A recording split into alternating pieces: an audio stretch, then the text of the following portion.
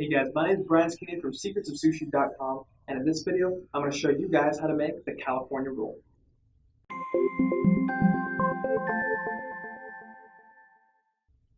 Now the first thing I want to do is point out that I am wearing a GoPro, so I just wanted to, call out the elephant in the room and say that is what is attached to my chest. And the reason why I'm wearing this is because I want to be able to show you guys exactly what my hands are doing as I'm rolling the sushi together. So, let's begin.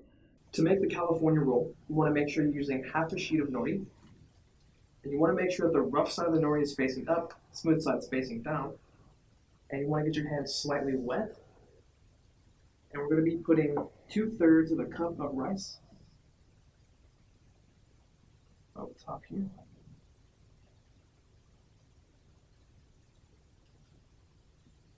want to make sure that you are rolling the rice onto the nori, not necessarily smashing it down.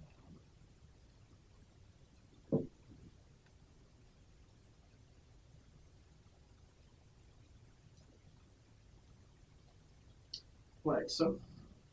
And in this next step, which is usually one of the largest variants of how a California roll is made across the US, is what goes on top of the rice. So a lot of different sushi bars will use masago, or the smelt roe, but a lot of other sushi bars will just use sesame seeds. So I have a couple of toasted black sesame seeds here, and I'm just going to sprinkle those along the top. And then what we want to do is we're going to flip the whole rice mat over. We're going to give it a couple of gentle presses on the nori to make sure that those sesame seeds are actually stuck to the rice. All right, the first ingredient we're going to put inside is called kanikama, or crab sticks.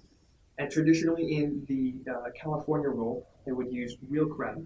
But then the invention of imitation crab meat came out, and people seem to prefer that a little bit more.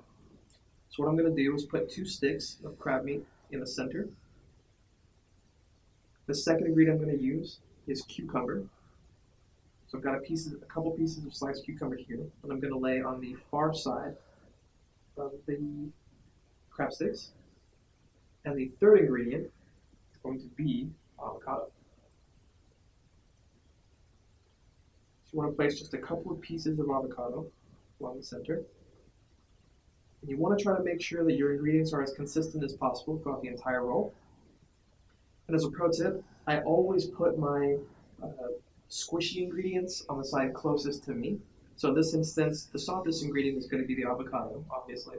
And I put it close to me so that when I roll the sushi forward, that all of the ingredients that are squishy stay inside, and there's no risk of squishing out of the roll as I'm rolling it. So what we do, get myself all fixed up here. I'm going to get my hands slightly wet. And I'm going to slide my thumbs underneath the makisu, or the bamboo rolling mat.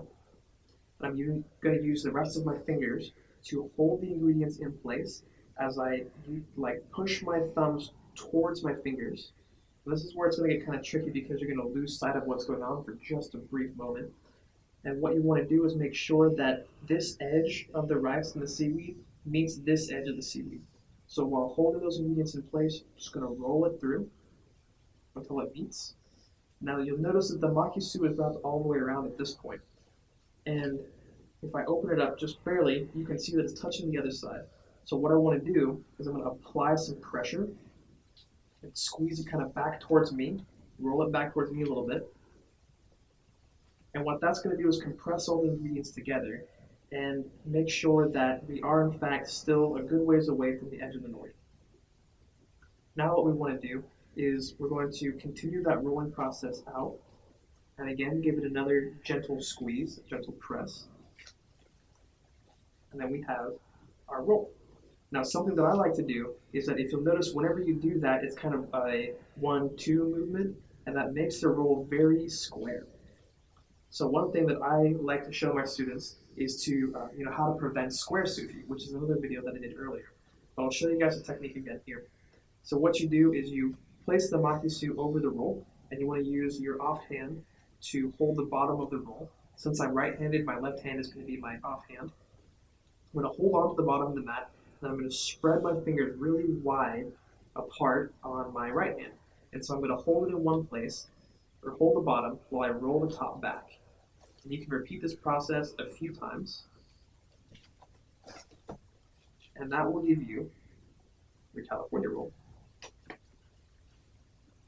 And then one thing I like to do to make sure it's not too round, it doesn't go rolling off the plate, is that I'll place the roll on my cutting board, place the makisio on top, and then just give a gentle squeeze along the bottom.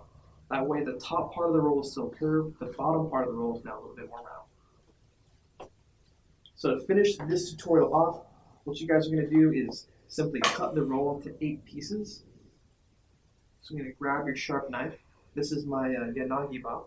And I'm going to get the knife slightly damp with water. I'm going to cut this roll into 8 pieces. And it's important whenever you're cutting sushi to use long sawing motions and not a chopping motion like you would with, I don't know, say vegetables or meat. So you can take one half and line it up with the other. And again, saw back and forth. So now we have quarters. We cut those quarters into 8s. Then you can take the 2 pieces, pop them up on the sides just like that, and you have your California roll. Thank you guys for watching this video. For more recipes, be sure to visit my website at secretsofsushi.com. And make sure you sign up for the email newsletter to get exclusive insider tips, sushi hacks, and stay up to date with all the content as soon as it comes out. You can do so by visiting my website or clicking on the link below. My name is Brian Skinner from secretsofsushi.com, and that's how I roll.